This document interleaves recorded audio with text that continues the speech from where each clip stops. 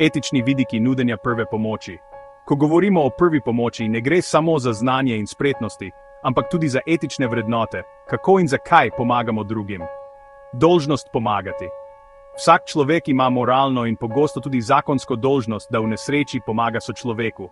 Ne pomeni, da moramo tvegati svoje življenje, pomeni pa, da storimo največ, kar je varno in možno. Pokličemo pomoč, zavarujemo kraj nesreče, nudimo osnovno pomoč. 2. Človečnost in solidarnost.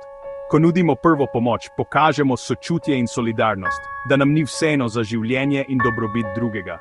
Gre za spoštovanje človekovega dostojanstva. Vsak si zasluži pomoč, ne glede na starost, spol, narodnost, vero ali osebne lastnosti. 3. Odgovornost. Če znamo pomagati in to zavestno odklonimo, lahko dopustimo, da nekdo po nepotrebnem trpi ali celo umre. Etika nas spodbuja, da se zavedamo svoje odgovornosti do sebe in drugih. Ščit, varovanje zasebnosti in spoštovanje. Pri nudenju pomoči moramo človeka spoštovati. Tudi če je nezavesten, ga obravnavamo dostojanstveno. Če je mogoče, pazimo na njegovo zasebnost. Enkrat zakrijemo telo, če moramo odstranjevati oblačila pri poškodbah.